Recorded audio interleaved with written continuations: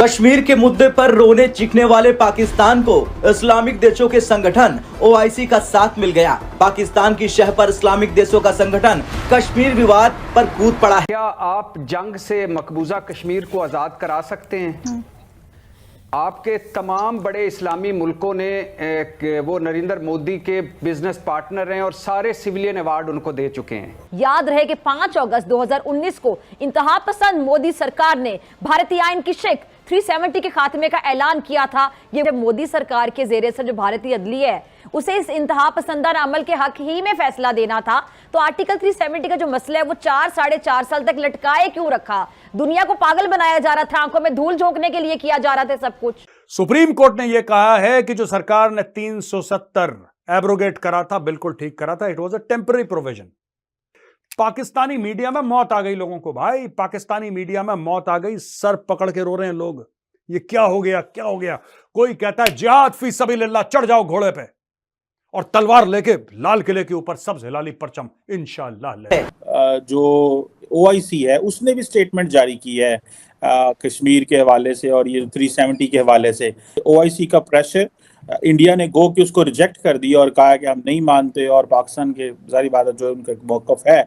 लेकिन at the end of the day मुसलमान दुनिया की तरफ से बयान आना, इंडिया इसको कैसे लेगा? पाकिस्तान के शहर कश्मीर की जिस पर भारत गुज़श्ता 7 दहाइयों से जुल्म सितम के पहाड़ तोड़ता आया है। सरजमीन चिनार से कभी जवान लाशें उठते हैं, कभी बच्चों पर पैलेट गन से फायरिंग की जाती, लेकिन नाम नेहाद मुहज्जब अक़वाम कभी मासूम कश्मीरियों के लिए आवाज नहीं उठाती। और आज एक मर्तबा फिर भारत की जानिब से कश्मीरियों के हक पर डाका डाला गया। भारतीय सुप्रीम कोर्ट ने मकबूजा कश्मीर की खुसूसी हैसियत बहाल करने से मुतालिक दरख्वास्तें मुस्तरद कर दी। आपके पाकिस्तान में तो मातम छाया हुआ होगा। हर 5 अगस्त को आपके यहाँ ब्लैक डे मनाया जाता है, आपके यहाँ छाती पीटी जाती है, आपके यहाँ विधवाओं की तरह रोया जाता है पाकिस्तान में। तो अब तो ये परमानेंट हो गया होगा आप लोगों के यहाँ, आपके यहाँ भी स्टैंप लग गया होगा कि भाई अब आप तो 2 साल में 2 बार मातम करना पड़ेगा। पहले तो 5 अगस्त को करना पड़ेगा और फिर 11 दिसंबर को करना पड़ेगा। क्योंकि अगर भारत ने यूक्रेन पर कब्जा किया होता और इसकी खसूसी हैसियत खत्म की होती तो फिर दुनिया का रद्द अमल देखते, क्योंकि वहाँ उन मफादात हैं दुनिया के। वहाँ बहुत सारे, एक तरफ रूस है, एक तरफ पूरी दुनिया है। चाहे उससे पहले रशियन ऑयल की बात हो या किसी कंट्री के साथ बात हो, उन्होंने ना कभी अमेरिका की बात सुनी ना किसी और की। तो एक रिमार्केबल ये जो आपने अभी बात की है, लेकिन ये पहली दफा नहीं हुआ। उसकी वजह ये है, मैं मिसाल देना चाहूंगा। सारी दुनिया का आप और मैं बैठ के बात कर रहे हैं कि भारतीय diaspora is the strongest diaspora in Washington DC. Ultimately ये अमेरिकन के लिए भी कुछ के लिए कंसर्न होना ही है। बल्कि अदलिया का काम तो गैर जानिबदार फैसले करना होता है, लेकिन अब ऐसा लग रहा है कि भारतीय अदलिया में अदल का कोई तस्वुर ही नहीं है। वो मोदी सरकार की बकायदा आला कार साबित हो रही है। अब ये जो आज भारत की सुप्रीम कोर्ट ने कश्मीर की खुसूसी आईनी हैसियत के मामले पर फैसला सुनाते हुए कहा है कि आर्टिकल 370 आइन की आरजी शिक थी। क्या समझ आ रही है जालिमाना फैसले पर आपको? ओआईसी की जहां तक बात है तो यकीनन पाकिस्तान ने प्रेशर डाला होगा, तो ओआईसी ने एक स्टेटमेंट दे दिया और उसकी कोई खास अहमियत नहीं ली जाएगी भारत में, क्योंकि उनके चाहे फॉरेन मिनिस्टर हों चाहे प्राइम मिनिस्टर हों, वो पहले ही हर बात पे काफी सख्ती के साथ बात करते हैं और उनका ये कहना है कि जो फैसला भी वो करेंगे वो उनका अपना होगा, वो किसी के प्रेशर में आके बात नहीं करेंगे।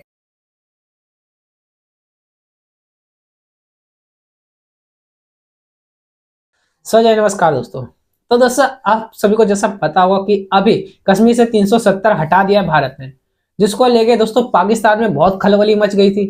और दोस्तों पाकिस्तान ने ओआईसी से डिमांड करा था, बोला था उन्होंने कि भारत को बोले और उस पर दबाव बढ़ाए।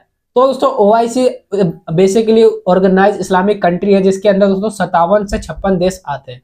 और तो उन्होंने कहा था कि हम इसको नहीं मानते, जिसके ऊपर दोस्तों भारत ने उन सभी को लताड़ मारी और उनको सुनाया भी बहुत कि हाँ तुम होते कौन हो बोलने वाले, हम तुम्हारी बात वैसे भी सुनते, हम और किसी की बात नहीं सुनते। क्योंकि जैसा आप सभी को पता है कि और इस्लामिक कंट्री में या तो तानाशाह चलता है या तो राजशाही चलती है, पर दोस्तों भारत के अंदर हर एक रिलीजन को सम्मान दिया जाता है, हर एक रिलीजन को फॉलो किया जाता है, हर एक रिलीजन को माना जाता है। मतलब करना इनको कुछ नहीं है, मुद्दा लटक के आज तक कश्मीर के ऊपर ये सबको जाके बोल रहे इस्लामिक कंट्री को कि भाई आप दबाव दो इनको, भारत को, क्योंकि भारत अमेरिका की नहीं सुनता। अब इतना पावरफुल बन चुका है वो यार। सो दोस्तों आइए देखते हैं कि पाकिस्तान मीडिया का इसके ऊपर क्या रिएक्शन होता है। तो सबसे ज्यादा जाहिर है पैसे से फर्क पड़ता है, पैसा भी है उनके पास, तो मुझे नहीं लगता कि ओआईसी के किसी तरह के स्टेटमेंट से भारत की गवर्नमेंट को कोई फर्क पड़ने वाला है। बल्कि यही है कि जो बहुत से लोग कहते हैं कि जी ये जो अगली जंग होगी वो इस तरह से नहीं होगी कि जो टैंक या हथियारों के जरिए हिंदुस्तान पाकिस्तान की, वो ऐसा ही होगा कि डेवलपमेंट करके और अपना काम दिखाकर जो है भारत जो है वो बगैर गोली चलाए, बगैर कोई हमला किए ही जो है वो कश्मीर को जीत लेगा। ओआईसी वाले कुछ नहीं कर सकते। ओआईसी की बात का कोई इतना असर मेरा नहीं ख्याल के इंडियन गवर्नमेंट लेगी। मैडम, पाकिस्तान का मौकफ इसमें यह आया था कि जो पाकिस्तान के फॉरेन मिनिस्टर ने भी दिया था कि कश्मीर एक डिस्प्यूटेड टेरिटरी है, ये यूएन सिक्योरिटी काउंसिल के एजेंडे पे रही है 70 साल। ठीक है, तो जब एक इशू के ऊपर यूएन सिक्योरिटी काउंसिल का एजेंडा हो, अमेरिका हो, बरतानिया हो, यूरोपियन यूनियन हो, वो इसे एक बायलैटरल डिस्प्यूट कह रही है दोनों मुल्कों के दरमियान, तो हाउ कम इंडिया के अंदर उसके ऊपर यूनिलैटरली सिंगल हैंडेडली फैसला किया जाता है, जबकि इंटरनेशनल अदारों में तो वो एक डिस्प्यूटेड इशू है। सो डू यू थिंक कि इंटरनेशनल अदारों की अहमियत खत्म हो गई है, भारत उनको उनकी परवाह नहीं करता, या कि आप समझती हैं कि पाकिस्तान का केस क्योंकि इंटरनेशनली कमजोर हुआ है तो इसलिए भारत ने इंटरनेशनल जो लॉज है उनकी वायलेशन करते हुए उसको जो डोमेस्टिकली अपने हक में कर लिया? सर, पाकिस्तान का केस भी कमजोर हुआ है। पाकिस्तान की सारी इकोनॉमी जहां चली गई और पाकिस्तान की जो हालत हुई बीच में, तो बिल्कुल ऐसा लग रहा था कि बहुत ज्यादा हालत खराब है। तो वो सब देखते हुए पाकिस्तान की कोई बात सुनता भी नहीं है और कोई सुनना चाहता भी नहीं है। अगर बेशक सही भी कह रहे हो तो लोग उनकी बात को कोई अहमियत नहीं देते। इसीलिए जो है वो मुझे नहीं लगता कि इंडिया को किसी तरीके से भी प्रेशराइज किया जा सकेगा या कर पाएंगे पाकिस्तान की तरफ से कि जी आप जो है वो कश्मीर हमें दे दें, जो हम कहते रहते हैं ना कि जी हमारी शहर अग है। तो इस तरह की कोई बात मुझे तो नहीं लगती, इसलिए कि अगर आपने कोई बात लेके जानी, बहुत बार गए सर यूनाइटेड नेशन में, तो नवाज शरीफ भी जाते रहे हैं, इमरान खान भी जाते रहे हैं, जो प्राइम मिनिस्टर आता है वो वहां जाके कश्मीर कश्मीर करता है, लेकिन होता क्या है, कोई फर्क नहीं पड़ता। करते ना अभी क्या, आगे 200 साल और करते ना, कुछ नहीं होने वाला। लेकिन सारी बात ये है कि अगर उन्होंने वहां पे डेवलपमेंट अपनी ज्यादा कर ली, जो अभी स्टार्ट हुई है बहुत ज्यादा कर ली, और यहाँ पे कुछ हुआ, हमारी तरफ के कश्मीर में कुछ ना हुआ, तो फिर और क्या मुंह लेकर जाएंगे यूनाइटेड नेशन में? वो कहेंगे अच्छा आपको ये कश्मीर भी दे दें ताकि आप उसका भी यही हल कर दें जो यहाँ पर किया है। यहाँ पे तो अगर आप कभी गए हो तो ना रोड्स ठीक है, ना बाकी कोई फैसिलिटी है, इंटरनेट भी नहीं चलता, मोबाइल सर्विसेज भी बंद हो जाती हैं। मैंने तो खुद एक वीडियो बनाई है जो कि मुझे कंपनी ने कहा था, जो मेरे साथ और भी कई लोग थे, कई जर्नलिस्ट थे जो कि यूट्यूब चलाते हैं, तो उन्होंने कॉन्टैक्ट किया था कि जी हमें टावर नहीं लगाने दे रहे, हमसे पैसे ज्यादा मांग रहे हैं। गवर्नमेंट की बात हो रही थी, उस वक्त इमरान खान की गवर्नमेंट थी। तो हमारे यहाँ तो ये सारी प्रॉब्लम्स हैं। उसके बाद हम कहते हैं कि जी हमें उधर का कश्मीर भी दे दें, यहाँ पे क्या कर लिया जो वो उसको लेके उधर कोई हम कारनामा दिखा देंगे। लेकिन बहरहाल इस वक्त भारत जिस पोजीशन पे है, अगर पाकिस्तान चाहे भी तो कुछ नहीं बिगाड़ सकता। अच्छा, तो ये मीन्स कि ये भारत की अपनी स्ट्रेंथ ज्यादा है, जो इंटरनेशनल लॉ के रिलेटेड जो आर्टिकल्स थे कश्मीर पे, वो तो अपनी जगह पे खड़े हुए हैं, उन पे ऊपर तो कोई नहीं, क्योंकि बैन अल-अक़वामी जैसे यूएस स्टेट डिपार्टमेंट ने इसको एक डिस्प्यूटेड टेरिटरी कहा हुआ है।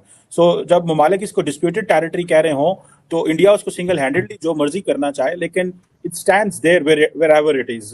ये तो जारी बात है, एक अपनी जगह पे चीज है। मैडम, इस ये जो अभी प्राइम मिनिस्टर मोदी ने किया और देन सुप्रीम कोर्ट ने इसको वैलिडेट कर दिया, आगे जारी बात है भारत और पाकिस्तान में इलेक्शन आ रहे हैं, नरेंद्र मोदी तो बड़ी एक स्ट्रॉन्ग पोजीशन में नजर आ रहा है कि वो तो थर्ड टाइम प्राइम मिनिस्टर होंगे। फ्रैंकली स्पीकिंग उन्होंने काम भी बड़े किए हैं, डिलीवर भी किया है उन्होंने जैसे कहते हैं ना कि दिन रात मेहनत की है, इसमें तो कोई शक नहीं है, अपना उन्होंने होमवर्क पूरा किया है। नवाज शरीफ अगर फॉर एग्जाम्पल आते हैं एज ए प्राइम मिनिस्टर, तो यू बिलीव के कुछ ना कुछ स्टार्ट हो सकेगा डायलॉग, इंगेजमेंट? जो इंडिया जिस लेवल पे पहुंच गया है, जिस मुकाम पे इंडिया कश्मीर के इशू को लेके चला गया है, पाकिस्तान के पास क्या चॉइस रहती है? क्या कर सकता है पाकिस्तान मैडम? कोई मुझे नहीं लगता कि इंडिया कोई कंसेशन देगा कि इसको रिवर्स करे, सो एंड सो।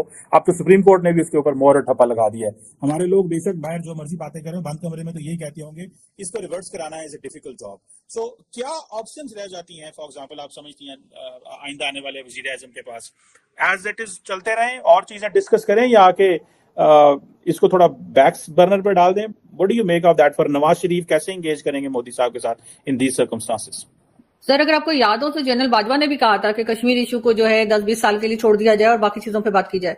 मुझे लगता है नवाज शरीफ उसी लाइन पे चलेंगे, और नवाज शरीफ आ गए तो डेफिनेटली इंडिया के साथ टर्म्स बेहतर होंगे, बातचीत भी होगी, ट्रेड भी होगी। और ये बात एक नहीं, बहुत से लोगों ने मुझे कही है, और बहुत इंडिया पाकिस्तान दोनों साइड से ये बात की गई है कि बिल्कुल ऐसा होने जा रहा है और ऐसा ही होता हुआ दिखाई देगा। उसके लिए जो उन्होंने कहा था डॉक्टर जयशंकर और दूसरे मिनिस्टर जो कह रहे थे कि टेररिज्म को रोकना होगा तो पाकिस्तान वो भी रोकेगा, और अभी भी कहीं ना कहीं यही कोशिश जारी है कि टेररिज्म को कम किया जाए या रोका जाए किसी तरीके से। उसके बाद नवाज शरीफ साहब की और मोदी जी की आई डोंट नो कि क्या केमिस्ट्री है, लेकिन दोनों की जो है बड़ी बनती है और कहीं ना कहीं जाकर लगता ऐसा ही है। क्योंकि अभी भी जब नवाज शरीफ साहब वापस आए तो उन्होंने बड़ी रिस्पेक्टफुली जो है वाजपेयी साहब की और मोदी जी का नाम लिया। उन्होंने बाकायदा दोनों के नाम के साथ साहब लगाया कि वो साहब आए हमारे यहाँ। इमरान खान का लहजा और इमरान खान की बात आप सुन चुके हैं, वो किस तरीके से प्राइम मिनिस्टर का नाम लिया करते थे, इंडियन प्राइम मिनिस्टर का। तो ये एक बड़ा जरूरी चीज होती है कि आपकी बेशक जितना मर्जी आपकी नाराजगी चल रही हो या डिस्प्यूट चल रहा हो, जब आप किसी प्राइम मिनिस्टर का नाम लेते हैं, उनकी बात करते हैं, तो आप रिस्पेक्टफुली नाम लेते हैं। लेकिन इमरान खान के टाइम में अनफॉर्चुनेटली ऐसा नहीं था। नवाज शरीफ साहब ने आकर नवाज शरीफ साहब को लाया भी सुनाया इसीलिए गया है कि जो वो चौथी बार उनको लेकर आए हैं और कहा जा रहा है कि प्राइम मिनिस्टर बनाएंगे, तो उसमें एक एजेंडा जो उनको दिया गया है वो इंडिया का भी। लोग कह रहे हैं कि नहीं मोदी ये करता है, मोदी ये करता है, अब तो सारे मुसलमानों को भगा देगा। यही इनका बकवास जो है पाकिस्तानियों का। फिर पाकिस्तान कहते हैं कि पाकिस्तानी ये कहता है हम लोग इतने जाहिल क्यों हैं? कोई बताएगा पाकिस्तानी इतने जाहिल क्यों है?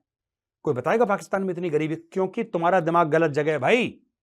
स्कूल जाओ, पढ़ाई लिखाई करो, दफ्तर जाओ, कामकाज करो, पैसे कमाओ, अपने बच्चों को पढ़ाओ। ये जिहाद फिहाद छोड़ो। मार मार के सुअर बना दिया इंडिया ने तुम्हारा, अभी तक तुम्हारे दिल से जिहाद नहीं निकल रहा।